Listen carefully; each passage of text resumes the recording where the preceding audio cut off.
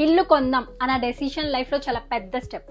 కానీ home loan కి apply చేసేటప్పుడు చాలా మంది ఒక్కరే వెళ్ళడం ప్రిఫర్ చేస్తారు. కానీ నిజంగా చూస్తే అదే ప్లేస్ లో ఇద్దరు కలిసి అప్లై చేస్తే చాలా అడ్వాంటేజెస్ ఉంటాయి. ఇప్పుడు ఒక ఎగ్జాంపుల్ తీసుకుందాం. మీరు ఒక్కరే బ్యాంక్ కి వెళ్లారు అని అనుకోండి. మీ మంత్లీ శాలరీ 60,000. బ్యాంక్ రూల్స్ ప్రకారం మీకు మాక్సిమం గా అరౌండ్ 42 lakhs వరకు లోన్ అప్రూవ్ అవ్వచ్చు. కానీ అదే టైంలో మీ వైఫ్ కూడా 40,000 ఎర్న్ చేస్తున్నారు అని అనుకోండి.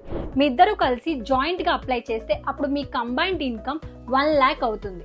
ఇప్పుడు అదే బ్యాంక్ అదే ప్రాపర్టీ కోసం 70 lakhs వరకు లోన్ అప్రూవ్ చేయగలదు. సో ప్రాపర్టీ మారలేదు, బ్యాంక్ మారలేదు, మారింది ఒక్కటే, అప్లికేషన్ ఇంకొక ఎర్నింగ్ మెంబర్ యాడ్ అయ్యారు. అండ్ ఇంట్రెస్ట్ రేట్ విషయంలో కూడా కొంచెం లాభం ఉంటుంది. చాలా బ్యాంక్స్ ఉమెన్ కో అప్లికెంట్ ఉంటే 0.05% వరకు కన్సెషన్ ఇస్తాయి.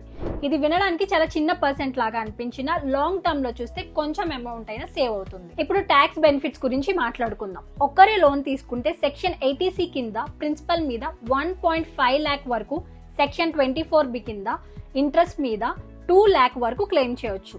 అంటే టోటల్ గా 3.5 lakh డిడక్షన్స్. కానీ ఈఎంఐ అమౌంట్ దానికన్నా తక్కువ ఉంటే అప్పుడు కో ఓనర్ ఇద్దరు సపరేట్ గా క్లెయిమ్ చేయొచ్చు. ఇలా కలిసి చూస్తే టోటల్ గా 7 lakh వరకు డిడక్షన్స్ పొందగలరు. కానీ ఇది ఓల్డ్ ట్యాక్స్ రెజిమేలో మాత్రమే అవైలబుల్, ఇది గుర్తుపెట్టుకోండి. అండ్ ఇంకొక ఇంపార్టెంట్ పాయింట్, మీ క్రెడిట్ స్కోర్ కొంచెం వీక్ గా ఉంటే స్ట్రాంగ్ ప్రొఫైల్ ఉన్న కో అప్లికెంట్ అప్లికేషన్ కి బలం ఇస్తారు. సో బ్యాంక్ కి నమ్మకం పెరుగుతుంది, రిజెక్షన్ ఛాన్సెస్ చాలా తక్కువ ఉంటాయి. కానీ ఇక్కడ ఒక నిజం కూడా ఉంది. ఈఎంఐ మిస్ అయితే రెస్పాన్సిబిలిటీ ఇద్దరిది.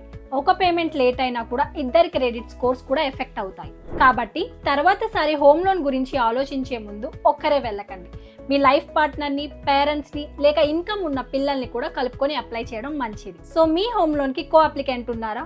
ఉంటే కామెంట్స్ లో చెప్పండి.